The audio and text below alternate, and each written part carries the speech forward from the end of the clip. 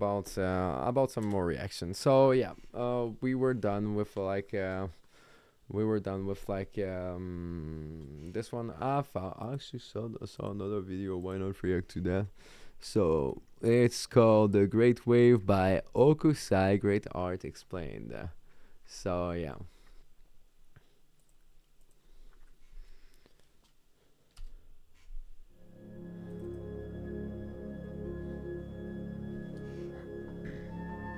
In 1639, Japan closed its borders and cut itself off from the outside world.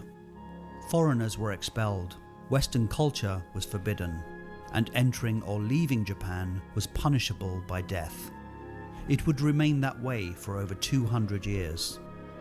It was under these circumstances that a quintessentially Japanese art developed. Art for the people that was consumed on an unprecedented scale. The Great Wave of Kanagawa by Hokusai was made around 1830. It was a time when the rest of the world was becoming industrialized, and the Japanese were concerned about foreign invasions. At first sight, the Great Wave is simply an image of a serene and timeless Japan. But take a closer look and you see that this beautiful wave is about to engulf 3 boats of terrified fishermen, as Mount Fuji and the shores of Japan recede into the distance. This is an image of Japan fearful that the sea, which has protected its peaceful isolation for so long, will become its downfall. This is an image of Japan facing an uncertain future.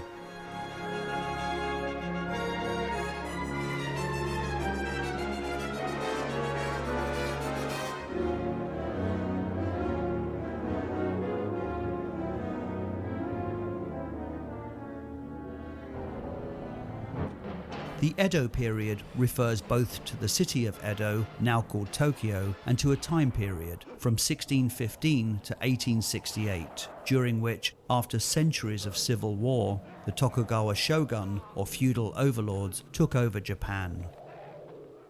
The shogun believed that Christianity in particular and other foreign influences were a threat to the newfound stability of the country, and so it cut itself off from the world. Strict social order was imposed.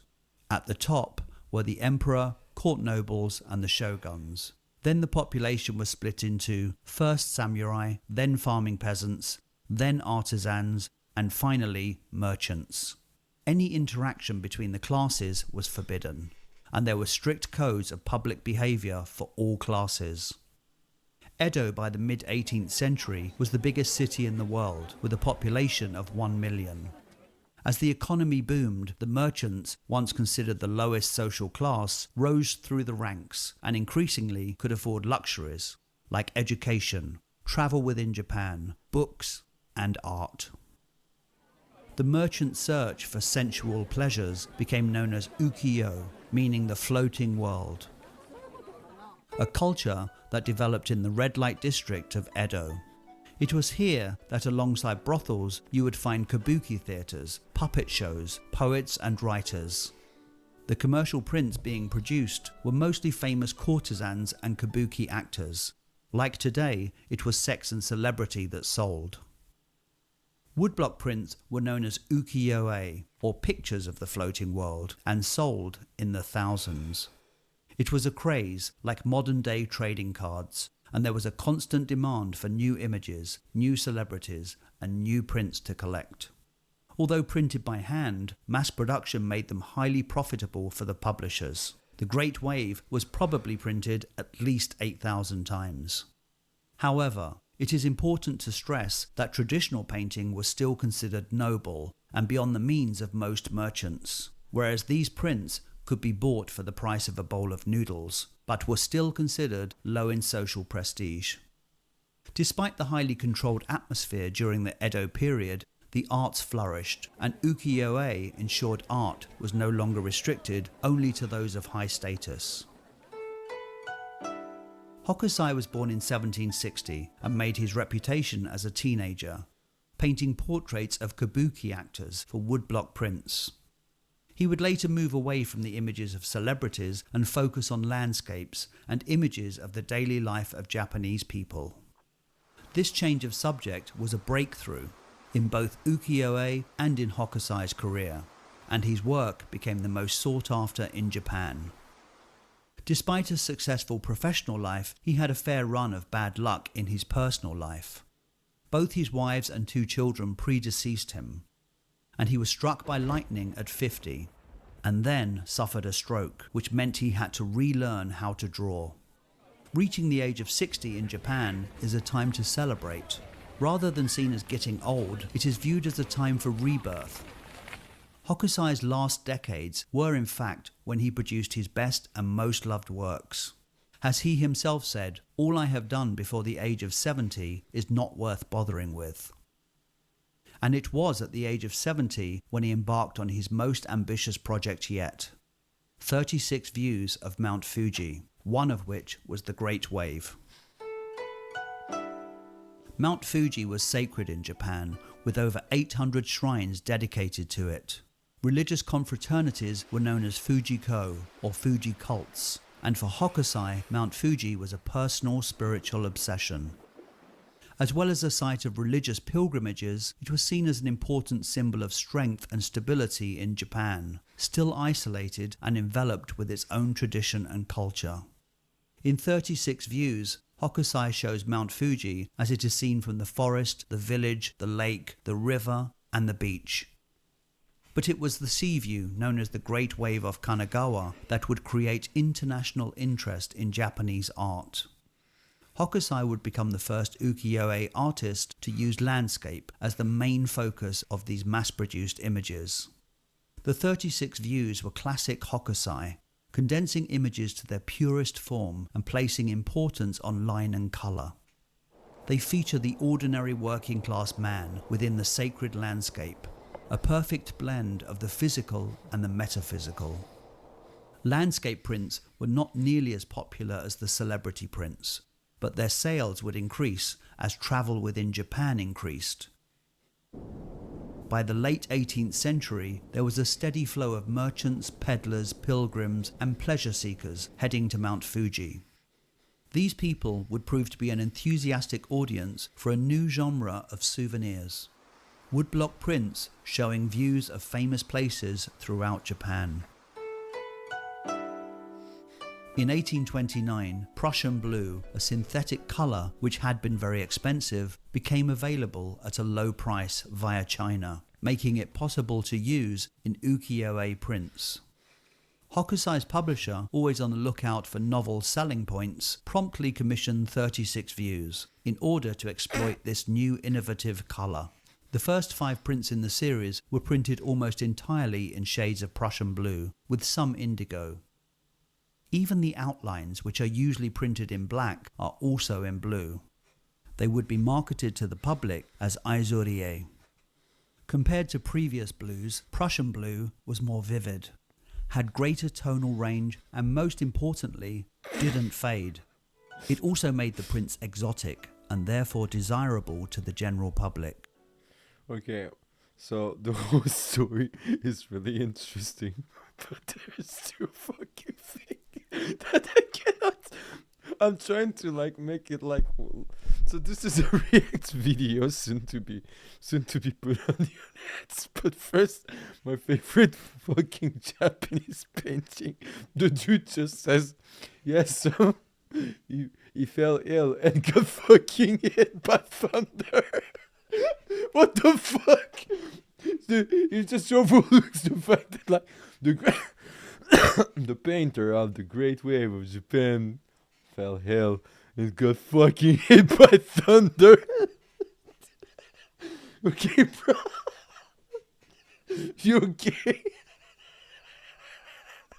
He got hit by fucking thunder.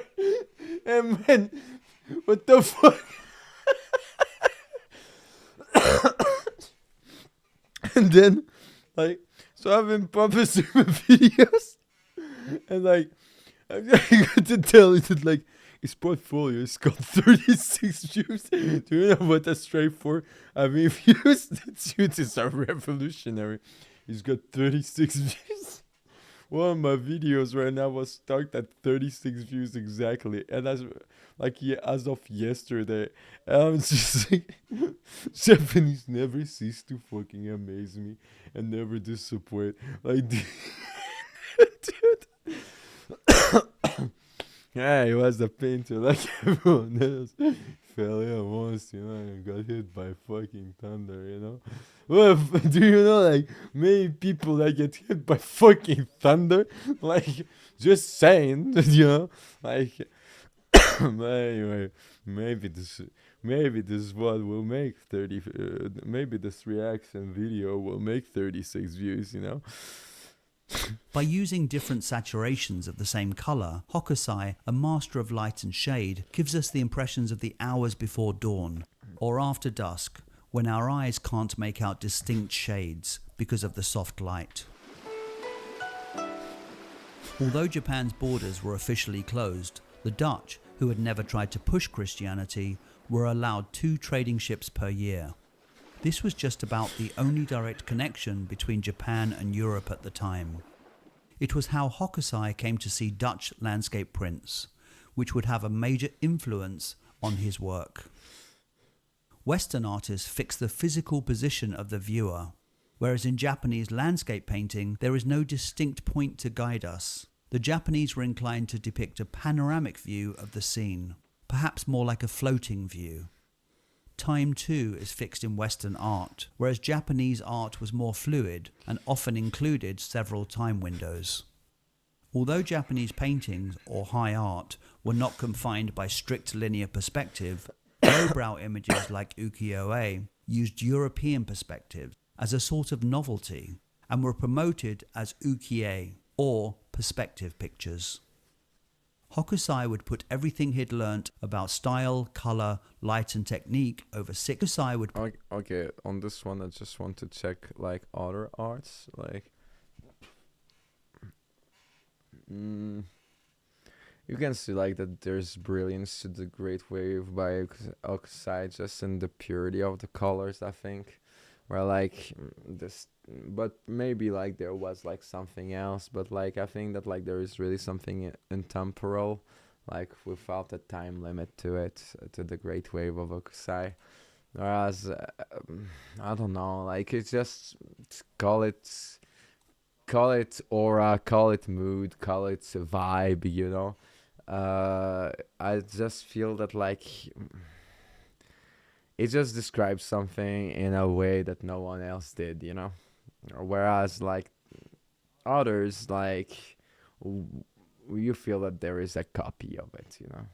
Put everything he'd learnt about style, colour, light and technique over 6 decades into his 36 views of Mount Fuji, and one of those views would bring his work international acclaim. Ironically, this print, which in the West is seen as a characteristically Japanese image, is in fact a hybrid of Japanese and European ideas. The Great Wave is 25 centimeters by 37 centimeters. Hokusai experiments with a low horizon, typical of Dutch landscapes, which gives it an element of dynamism through the movement of the wave, which takes up 2/3 of the image. If we look at earlier Japanese seascapes, we see more of a floating view. The dark shade of Mount Fuji and the brightness of the snow-covered cap suggest it is early morning, with the sun rising from behind the viewer, lighting the peak. The location is off Kanagawa, which is south of Edo or Tokyo. Tossed about in the waves are 3 fast boats, which were used to transport live fish to the markets in Edo. Hokusai had worked with European perspective for some time now, and with the Great Wave he would take deep perspective to its ultimate conclusion, with Mount Fuji, the star of the series and the highest point in Japan, dwarfed by this huge wave in the foreground, whose spray is becoming the snow falling on Mount Fuji. As the Great Wave breaks, the same spray creates ominous, claw-like figures. It is the distance of Mount Fuji that adds a sense of dread, an element of uncertainty as to whether the fisherman will make it to shore. An earlier wave print shows a wave breaking at the beach near the island of Enoshima, while another print has an enormous wave about to hit a boat. These previous attempts look fairly lifeless and static, but the Great Wave captures perfectly the energy of the moment before a huge wave crashes down onto the fragile boats beneath. The embodiment of Hokusai's belief that art has a life of its own, a life force. In the cartouche is written the full title, 36 Views of Mount Fuji, offshore from Kanagawa, beneath the wave. And to the left of that is Hokusai's signature, which says, "From the brush of Hokusai, changing his name to Litsu." Hokusai changed his name at least 30 times over his career. This was common for Japanese artists. Oh, this Even is though Japan was so. This is interesting. Changing names during your career. Okay. still closed off, fear of invasion by sea Wait, is this like the same artist? Because this one, I like this one. was very real. In the waning days of the Tokugawa shoguns, there was already talk of foreign incursions into Japan. One theory is that the uncertainty and danger of Hokusai Sea reflects an uncertain Japan, which along with the struggles of the fishermen is a sharp contrast to Mount Fuji, representing then and now the very soul of Japan itself, solid and unmoving. The Great Wave was closely tied to the inevitable end of shogun rule, and therefore Japan's isolation. Hokusai portrays the sea over which these European things and ideas travelled with stark ambiguity. This is not an image of timeless serenity, but of instability and uncertainty.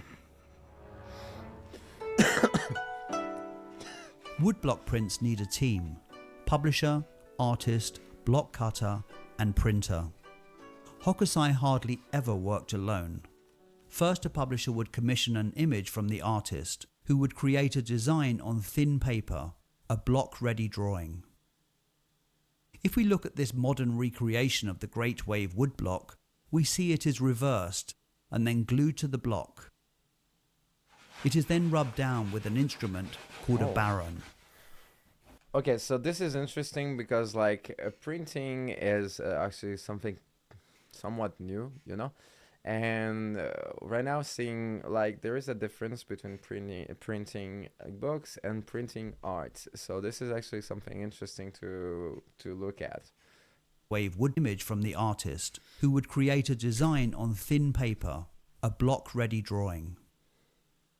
If we look at this modern recreation of the Great Wave woodblock, we see it is reversed and then glued to the block. It is then rubbed down with an instrument called a baron.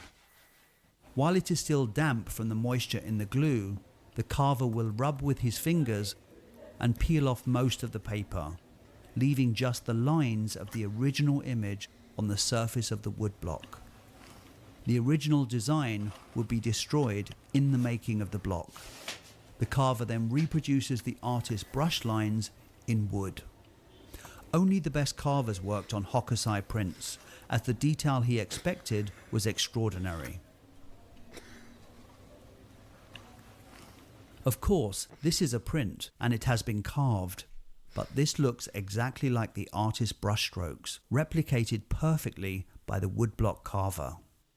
It was carved from a hard wood like cherry tree, as it needed to withstand hand printing, one at a time, thousands of times. The first print would often differ significantly from the later prints, as the block wore down and fine details were lost, as we see here. Colours too would change over the print run. Here the one on the left is not only a different colour, but also has a less subtle graduation in colour. The printer then inks the block, lays a sheet of paper on top of the inked block, and then uses the baron to transfer the ink onto the paper. The artist would mark a proof indicating where the colours were to go, and a carver then made a set of colour blocks. One block would be carved for each colour that was used in the prints. This printing technique ensures that every print has a one-off quality. A closer look shows us that the physical labour leaves unique indentations on the surface of the handmade paper. Behind the simplicity of the Great Wave is a complicated and delicate process, a process that is only possible thanks to a dedicated team of skilled craftsmen. For Hokusai, Mount Fuji was a talisman of longevity. He was convinced he would live to 110 and was certain that the older he got, the better he became. He would live to the incredible age of 89 in a time when the average lifespan was 50. His energy and vitality never left him, and he never stopped experimenting. He was producing paintings until his dying day. Unfortunately, later in life he was forced to use his life savings to pay off his grandson's gambling debts, and he would die penniless. Oh. Japan's self-imposed isolation came to an end when a flotilla of fully armed ships sailed uninvited into Tokyo Harbor on behalf of the US government and demanded that the Japanese begin to trade with the US. Japanese art, which had developed over 2 centuries of isolation, was finally revealed to an astonished world. Bold designs, intense colours, simple lines and areas of flat colour would influence a whole generation of artists and precipitate modern art. One artist in particular would produce a painting that I believe was directly inspired by Hokusai's The Great Wave. In my next video, I discuss Starry Night by Vincent van Gogh. I think that overall, so what's interesting is first that like I got to learn that like Japan was like so isolated for like 200 years, which is actually culturally really something interesting to ponder about when it comes to analyzing art, history, religion as well, and overall the whole philosophy of Japan, right? So let me just check real quick. Wait, that's what you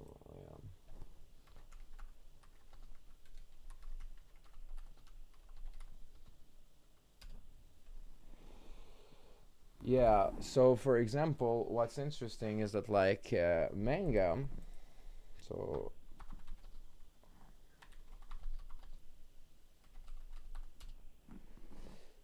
um, wait. So manga is said to be born like in 80, 50, 18, 18, 50, 80, 14, and isolation was from 60, 39, 80, 53. So for example, the we watched an anime like related like video just earlier, and basically it's really interesting to know that like manga, so the same manga, see this manga here, just here, like it was like its roots are from this period of isolation of Japan during between the 60 39 and 80 53, right? And overall, like this is a fascinating story. Poor Okusai, who actually died like died with like died poor. But overall, like I'd say, like studying like the world of artists, like you're always kind of poor, and you never kind of forget how poor you were when when you were trying to actually make something out of your art.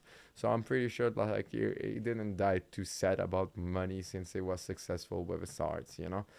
And so yeah, and overall, like I gotta say, like 36 views, like it's really a funny name, especially like with me doing these videos, and but like poor dude, sorry, because I dude like yeah, sometimes yeah I fell ill. It was bad. It was fucking hit by lightning. This man is a legend. Hey, banzai to you, Hokusai. Let me check. Mm, Alright, so let me check another video. I'll check like a last one, and then I'll fucking go back to play. Wow. Yeah.